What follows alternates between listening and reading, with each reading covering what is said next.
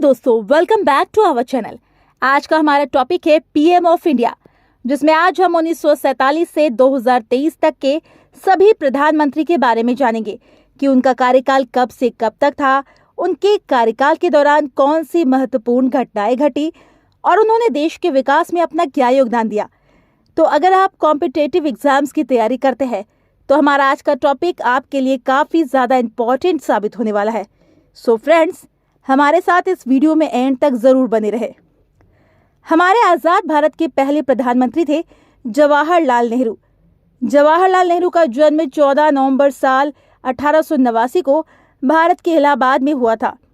जवाहरलाल नेहरू के बारे में शायद मुझे बताने की जरूरत नहीं है कि वो एक लोकप्रिय और प्रभावशाली नेता थे, जिन्होंने भारत को एक लोकतांत्रिक राष्ट्र के रूप में विकसित करने में महत्वपूर्ण भूमिका निभाई थी।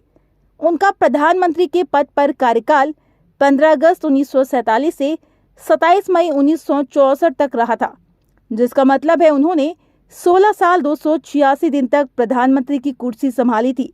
हमारे अगले प्रधानमंत्री थे गुलजारी लाल नंदा।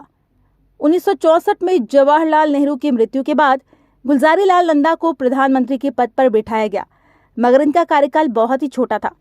ये 27 मई 1964 से 9 जून 1964 तक ही प्रधानमंत्री रहे थे, यानी कि करीब इन्होंने 13 दिनों तक प्रधानमंत्री की कुर्सी संभाली थी। गुलजारी लाल नंदा एक प्रसिद्ध राजनीतिज्ञ और समाजवादी नेता थे। इनका जन्म 4 जुलाई 1898 को पंजाब के सियालकोट में हुआ था। गुलजारी लाल नंदा 1932 में सत्याग्रह आंदोलन और 1942 में भारत छोड़ो आंदोलन के दौरान जेल भी गए थे। बढ़ते हैं अगले प्रधानमंत्री की तरफ, जो थे लाल बहादुर शास्त्री। लाल बहादुर शास्त्री जो भारत के दूसरे प्रधानमंत्री के तौर पर जाने जाते हैं। इन्होंने अपना प्रधानमंत्री कार्यकाल 9 जून 1964 से 11 जनवरी 1966 तक, यानी 1 वर्ष 216 दिन तक संभाला था। ये आगे भी प्रधानमंत्री रहते, लेकिन दुर्भाग्य से 11 जनवरी 1966 की रात को करीब 1:30 बजे लाल बहादुर शास्त्री जी का ताशकंद में दिल का दौरा पड़ने से अचानक निधन हो गया। लाल बहादुर शास्त्री का जन्म 2 अक्टूबर 1904 को वाराणसी, उत्तर प्रदेश में हुआ था। इन्होंने स्वतंत्रता आंदोलन में भाग लिया था, जिसके कारण इन्हें जेल भी जाना पड़ा था। साल 1965 में भारत पाकिस्तान युद्ध के दौरान लाल बहादुर शास्त्री जी ने ही जय जवान जय किसान का नारा दिया था।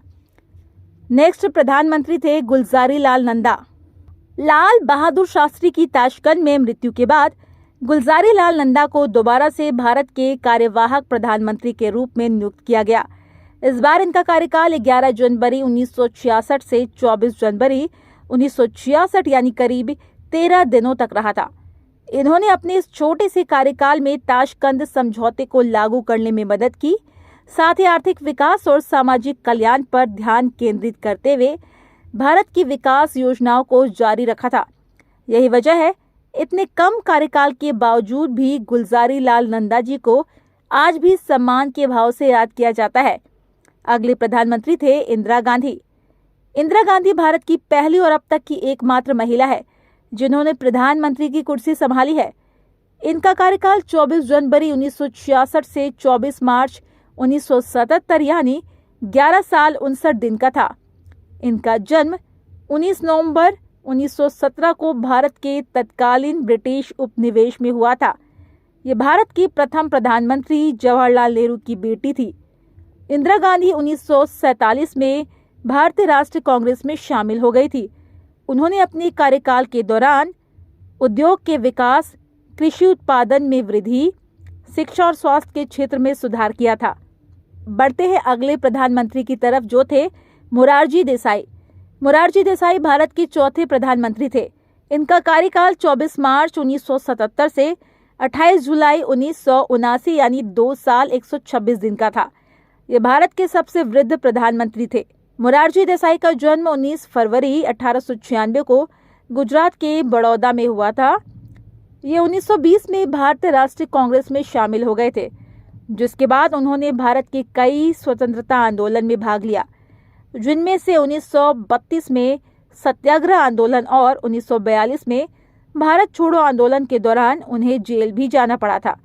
दोस्तों, ये भारत के पहले प्रधानमंत्री थे जिन्होंने अपने पद से इस्तीफा दिया था। हमारे अगले प्रधानमंत्री थे चौधरी चरण सिंह। चौधरी चरण सिंह भारत के 5वें प्रधानमंत्री थे। उन्होंने 28 जुलाई 1979 से 14 जनवरी 1980 यानी 170 दिन तक अपना कार्यकाल संभाला था। ये एक किसान नेता थे। ग्रामीण क्षेत्र में विकास के लिए उन्होंने बहुत काम किए थे। चौधरी चरण सिंह का जन्म 23 दिसंबर 1902 को उत्तर प्रदेश के मेरठ जिले में नूरपुर नाम के गांव में हुआ था। वो इकलौते ऐसे प्रधानमंत्री थे जिन्होंने कभी संसद का सामना नहीं किया था। हमारे अगले प्रधानमंत्री थे इंदिरा गांधी। चौधरी चरण सिंह के प्रधानमंत्री पद से हटाने के बाद इंदिरा गांधी फिर से भारत की प्रधानमंत्री बन गई। 3 बार प्रधानमंत्री पद का भार संभालने के बाद ये उनकी चौथी पारी थी, जो 14 जनवरी 1980 से 31 अक्टूबर 1984 यानी 4 साल 291 दिनों तक चला था। इस दौरान उनकी राजनीतिक हत्या कर दी गई।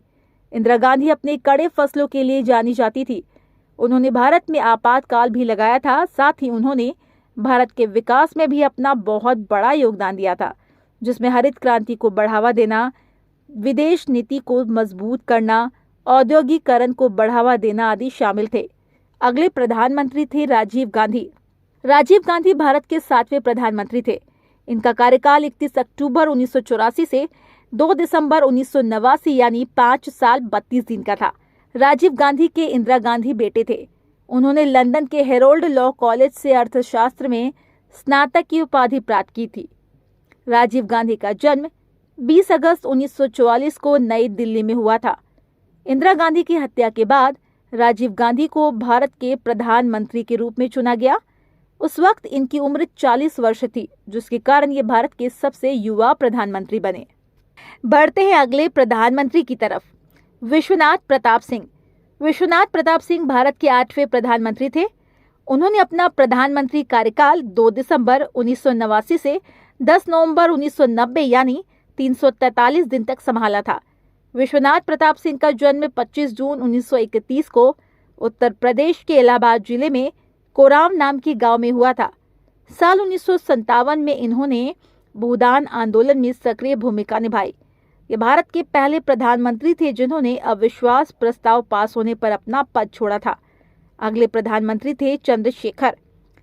चंद्रशेखर भारत के 9वें प्रधानमंत्री थे। इनका कार्यकाल 10 नवंबर 1990 से 21 जून 1991 यानी करीब 223 दिनों का था।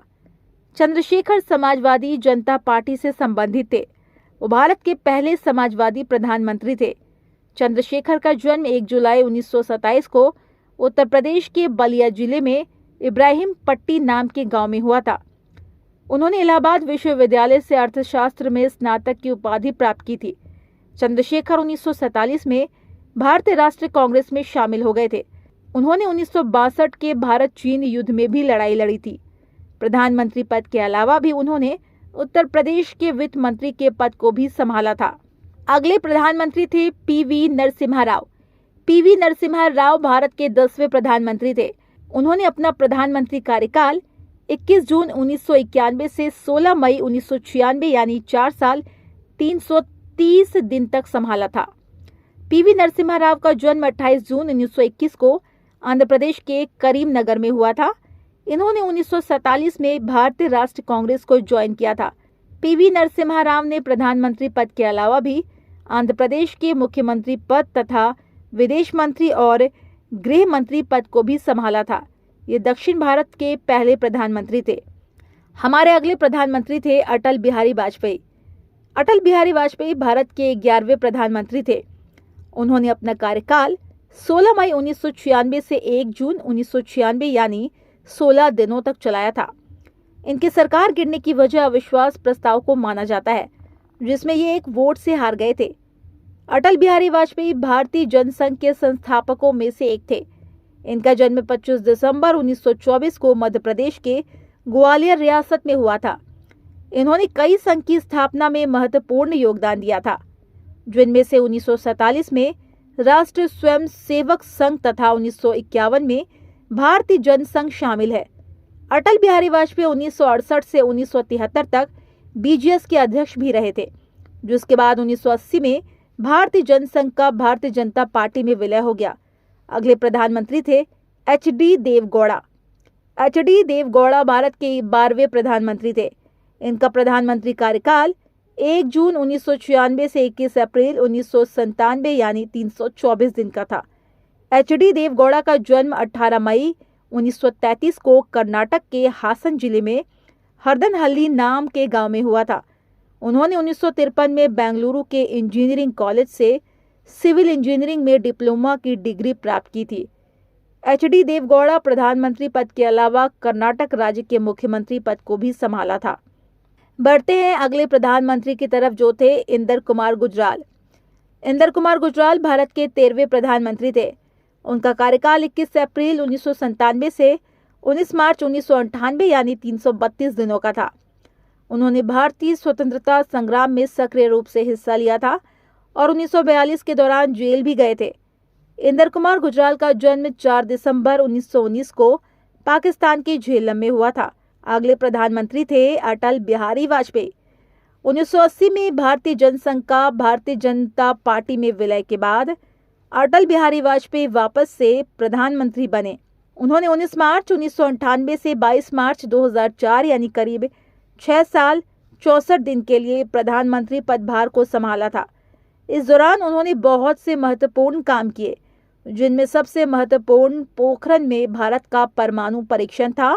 इस दौरान भारत परमाणु शक्ति के रूप में दुनिया में उभर कर सामने आया। अटल बिहारी वाजपेयी के शासन काल में ही साल 1999 में कारगिल युद्ध हुआ, जिसमें पाकिस्तान को बुरी तरह से हार का सामना करना पड़ा था।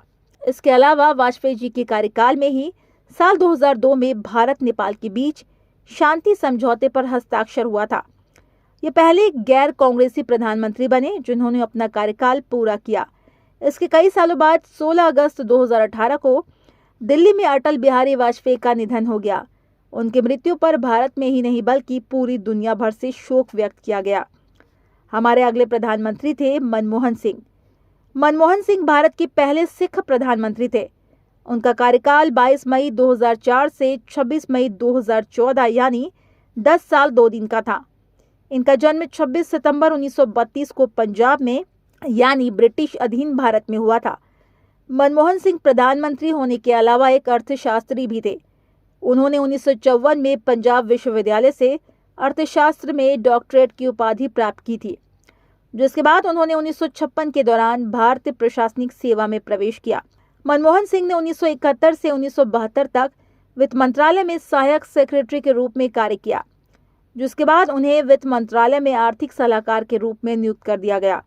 इसके कुछ सालों बाद 1991 में उन्हें PV नरसिम्हा राव द्वारा वित्त मंत्री के रूप में नियुक्त किया गया। उनकी कुशलता को देखते हुए मनमोहन सिंह को कांग्रेस पार्टी के नेता के रूप में चुना गया। मनमोहन सिंह के प्रधानमंत्री पद पर रहते हुए भारत की आर्थिक स्थिति में काफी सुधार हुआ। हमारे अगले प्रधानमंत्री है नरेंद्र मोदी। नरेंद्र मोदी दामोदर दास मोदी भारत के दूसरे गुजराती प्रधानमंत्री है। उनके पार्टी का नाम भारतीय जनता पार्टी BJP है। मोदी जी ने अपना प्रधानमंत्री पदभार 26 मई 2014 को संभाला था और तब से अब तक वो भारत के प्रधानमंत्री है। इनका जन्म 17 सितंबर 1950 को गुजरात के वडनगर में हुआ था। आर्थिक स्थिति सही न होने के कारण उन्हें एक समय रेलवे प्लेटफॉर्म पर चाय भी बेचना पड़ा था। साल 1971 में मोदी जी राष्ट्रीय स्वयंसेवक संघ यानी RSS में शामिल हो गए और इसके कुछ सालों बाद साल 1980 में उन्हें भारतीय जनता पार्टी यानी BJP में शामिल कर लिया गया। उन्होंने BJP में शामिल होने के बाद गुजरात में मुख्यमंत्री पद पर विजय हासिल की और इस पद पर बने रहे। फिर समय आया 2014 का, जब मोदी जी को प्रधानमंत्री पद पर नियुक्ति मिली। प्रधानमंत्री पद पर रहते हुए मोदी जी ने देश की भलाई के लिए कई सारे काम किए, जिसमें आर्थिक विकास पर योगदान, भारत को एक वैश्विक शक्ति बनाना और डिजिटल पेमेंट UPI जैसी तकनीक विकसित करना आदि शामिल है। तो दोस्तों, आज के लिए फिलहाल इतना ही। अगर आपने वीडियो पूरा देखा है तो जाने से पहले हमें बताते जाइए कि देश की पहली महिला प्रधानमंत्री कौन थी। अगर आपको इस क्वेश्चन का आंसर नहीं पता तो आप वीडियो को दोबारा से देख सकते हैं। वीडियो पसंद आई हो तो वीडियो को लाइक और चैनल को सब्सक्राइब करना ना भूलिए। Thanks for watching.